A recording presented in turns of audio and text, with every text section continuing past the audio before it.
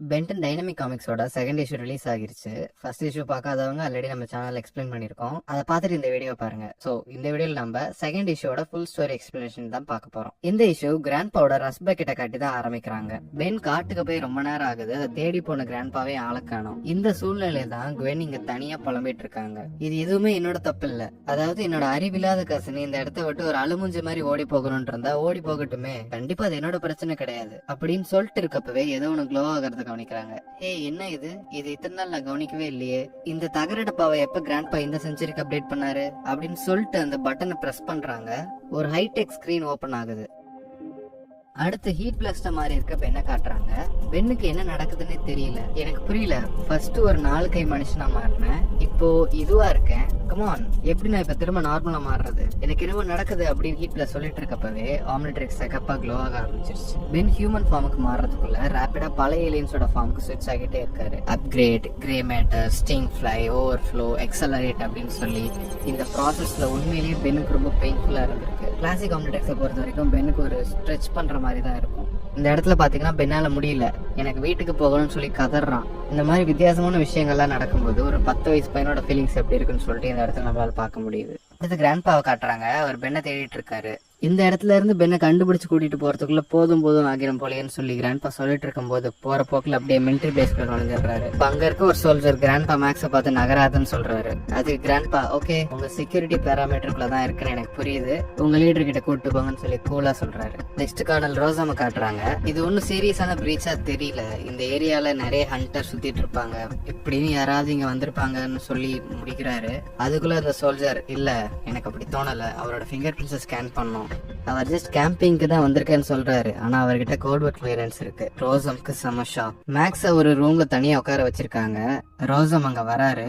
Maths tennessine, sorry ரொம்ப நேரம் காக்க வச்சிட்டேன் போல இருக்கு, விருந்தாளிங்களை உபசரிக்கிற அளவுக்கு இங்க ஏற்பாடுகள் பெருசா இல்ல மேக்ஸ். நான் கர்னல் ரோசம், இங்க இன்சார்ஜா நான் தான் இருக்கேன். அப்புறம் என்ன இந்த பக்கம் கேம்பிங்கா? ஆமா கரெக்ட், நானே காட்டுல ஹைக்கிங் பண்றப்ப தொலைஞ்சிட்டேன். நல்ல வேலை உங்களை பார்த்தேன். இது எனக்கு ஒரு நல்ல லெசன் தெரியுமா, சில மேட்டர்லாம் கஷ்டப்பட்டு தான் கத்துக்கணும் போல இருக்கு அப்படின்னு சொல்லி ரோசம கலாச்சிட்டு இருக்கிறாரு. ஆக்சுவலி மேக்ஸ் இங்க என்ன நடக்குதுன்னு தெரிஞ்சுக்கதான் வந்திருக்காரு. அது ரோசமுக்கு நல்லாவே புரிஞ்சு போயிடுச்சு. ரைட், சோ நீங்க இங்க வந்திருக்கிறது தற்செயலா நடந்துருச்சு அப்படிதானே மேக்ஸ்? தற்செயல்னு சொல்ல முடியாது, ஒரு ஆக்சிடென்ட்னு வச்சுக்கோங்களேன். ஆனா உங்களை கண்டுபிடிக்கலன்னா இங்கேதான் அலைஞ்சு தெரிஞ்சிட்டு இருந்திருப்பேன் அப்படின்னு மேக்ஸ் சொல்றாரு. ரோசம், இந்த சிச்சுவேஷனை பாருங்க மேக்ஸ், உங்களுக்கு இதை நான் புரிய வைக்க ட்ரை பண்றேன். இங்க ஒரு முக்கியமான நேஷனல் செக்யூரிட்டி சம்பந்தப்பட்ட ஒரு ஆபரேஷன் நடந்துட்டு இருக்கு. என்னோட வேலையை நான் ரொம்ப சீரியஸா எடுத்து பண்ணிட்டு இருக்கேன். நிச்சயமா எனக்கு ரொம்பவே நல்லா புரியுதுன்னு சொல்ல அதுக்கு ரோசம், மேக்ஸ் நான் சொல்றது உங்களுக்கு புரியுதா இல்லையான்னு எனக்கு தெரியல, நீங்க சொல்ற கதையெல்லாம் யாராச்சும் நம்புவாங்கன்னு நினைக்கிறீங்களா? நீங்க உள்ளார ஏதோ ஒண்ணு மறைச்சு வச்சிட்டு இருக்கீங்கன்னு சொல்லிட்டு உங்களை பார்த்தாலே தெரியுது. நான் சொல்றது புரியுதா மேக்ஸ் அப்படின்னு ரொம்ப டென்ஷன் ஆகி ரோசம் கேக்குறாரு. அடுத்து காட்டுல தொலைஞ்சு போன பெண்ணை காட்டுறாங்க. இதை எப்படியாச்சும் என் கையில இருந்து எடுக்கணும்னு சொல்லிட்டு இருக்கப்பவே வானத்துல இருந்து இன்னொரு ஆப்ஜெக்ட் கீழே விழுந்துட்டு இருக்கு. அட என்னடா இது முதல்ல இருந்தா அப்படின்னு சொல்லிட்டு பென் டென்ஷன் ஆகுறான். அந்த ஆப்ஜெக்ட் அப்படியே காட்டுக்குள்ள பென் இருக்க ஏரியாக்கு பக்கத்துலயே விழுந்துருது. அப்ப அந்த இடமே நெருப்பா இருக்கு.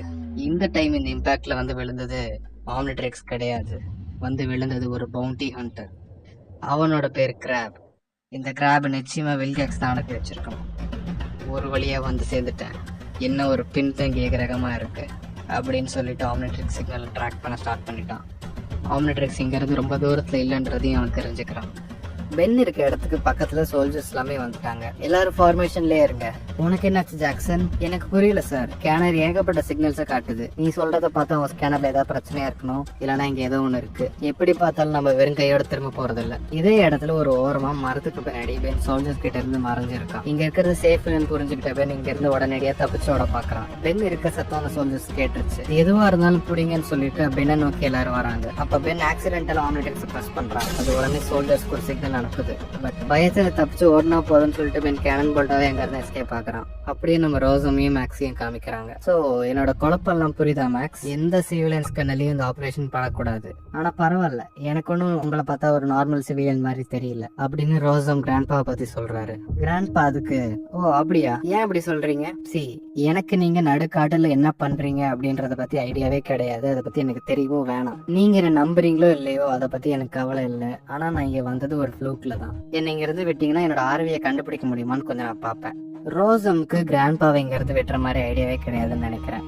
ஏன்னா அவர் மைண்டுக்குள்ள ஏதோ ஓடிட்டு இருக்கு. கிராண்ட்பா கிட்ட ஏதோ ஒரு மிஸ்டரினஸ் இருக்கு, அது என்னன்னு தெரிஞ்சுக்கணும்னு அவர் பாக்குறாரு.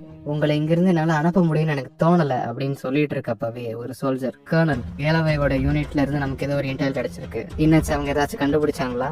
இல்ல சார், அவங்க என்ன எதுவும் கண்டுபிடிக்கல, முயற்சி பண்ணிட்டு இருக்காங்க. கிராண்ட்பாக்கு இந்த காட்டுல ஏதோ ஒரு பிரச்சனை நடக்குது நல்லாவே தெரியும். அவர் அதை தேடி தான் வந்தாரு. கிட்டத்தட்ட இவங்க பேசிட்டு இருக்கிறதும் அதுக்கு சிமிலரா தான் இருக்கு. சோ கிராண்ட்பா இதை பத்தி கேக்குறாரு. காட்டுல ஏதாவது பிரச்சனையா ரோசன்? அதெல்லாம் உங்களுக்கு தேவையில்லை டெனிசன், உங்க கூட விளையாடுறது எனக்கு டைம் இல்ல. இதை எடுத்துக்கோ, என்ன கமாண்ட் சென்டர்ல வந்து பாரு. அப்புறம் கேலரி கூட எனக்கு கனெக்ட் பண்ணு. அவ கெஸ்ட் வேற இருக்காருல்ல, அவர் மேல ஒரு கண் இருக்கட்டும். ஏன்னா சுச்சுவேஷன் எப்படி வேணா மாறலாம்ல. திரும்ப அந்த சோல்ஜர்ஸ் இருக்க இடத்த காமிக்கிறாங்க. அவங்க அந்த சிக்னல் ட்ராக் பண்ணி போயிட்டு இருக்காங்க. எல்லாரும் தயாரா இருங்க. ஜாக்சன் இப்ப என்ன ரீடிங் காட்டுது? சிக்னலுக்கு எவ்வளவு பக்கத்துல இருக்கும்? ரொம்பவே பக்கத்துல இருக்கும் அப்படின்னு சொல்லி ஜாக்சன் சொல்றாரு. அந்த இடத்துல தான் கிராப் இருக்கிறத அவங்க எல்லாருமே கண்டுபிடிக்கிறாங்க. ஆர் கிராப் அவங்கள கண்டுபிடிச்சிட்டான்னு சொல்லலாமா? எல்லா சோல்ஜர்ஸும் கிராபை ஷூட் பண்றாங்க. ஆனா கிராபுக்கு எதுவுமே ஆகல. இந்த ஃபயர் பவர்லாம் ஒண்ணுமே இல்ல. நான் இப்ப என்னோட பவரை காட்டுறேன் பாக்குறீங்களான்னு சொல்லிட்டு எல்லா சோல்ஜர்ஸையும் மேசக்கர் பண்றான். அந்த இடத்துல எந்த சோல்ஜர்ஸுமே மிஞ்சலன்னு நினைக்கிறேன். அடுத்த சீன்ல கேனன் போல்ட் காமிக்கிறாங்க. ரோல் ஆகிட்டே ரொம்ப தூரம் போயிட்ட கேனன் போல்ட் அங்க இருந்த சோல்ஜர் கிட்ட இருந்து எப்படியோ தப்பிச்சு தூரமா வந்துட்டான். ஐயோ இப்ப நான் எங்க இருக்கேன்? அப்படியே உருண்டு கிராண்ட்பா பக்கத்துல போயிட்டா கொஞ்சம் பரவாயில்லன்னு நினைக்கிறேன் அப்படின்னு சொல்லிட்டு இருக்கப்ப பின்னாடி ஒரு வெளிச்சம் அடிக்குது. அங்க வரது வேற யாரும் இல்ல, குவென் தான். அங்க குவென் அங்க ரெஸ்பெக்ட் டிரைவ் பண்ணிட்டு இருக்கா. குவென் நம்ம கேனன் போல்ட்ட பார்த்த உடனே சேஸ் பண்ண ஆரம்பிச்சிட்டா. ஏய் எங்க ஓடுற நில்லு, எந்த வினோதமான ஏலியன் மான்ஸ்டர் இந்த பூமியை இன்வைட் பண்றதுக்கு நான் விடுறதா இல்ல அப்படின்னு சொல்லி கேனன் போல்ட் அண்ட் குவென் சேசிங்லேயே இந்த இஷ்யூவை முடிக்கிறாங்க. ஸோ இந்த இஷ்யூ போன இஷ்யூவோட இன்ட்ரெஸ்டிங்காக இருந்த மாதிரி எனக்கு ஃபீல் ஆகுது. ஏன்னா ஒரிஜினல்ல இருந்து நிறையவே சேஞ்ச் பண்ணியிருக்காங்க. ரொம்ப ஃப்ரெஷ்ஷாக எனக்கு ஃபீல் ஆகுது. அப்புறம் போன வீடியோவில் உங்களோட கமெண்ட்ஸ் எல்லாமே நான் பார்த்தேன். நிறைய பேருக்கு இந்த காமிக் பிடிச்சிருக்கு, நிறைய பேருக்கு இந்த காமிக் பிடிக்கல. மோஸ்ட்டாக பிடிக்காதவங்களுக்கு இந்த ஆர்ட் ஸ்டைல் ஏலியன்ஸோட வித்தியாசமான வேரியேஷன்ஸ் தான் பிடிக்கலன்னு சொல்லிட்டு நினைக்கிறேன். ஏன்னா இந்த இஷ்யூலே நீங்கள் பார்த்தீங்கன்னா ஸ்டிங் ஃப்ளை பார்க்க ஸ்டிங் ஃப்ளை மாதிரியே இருக்காது.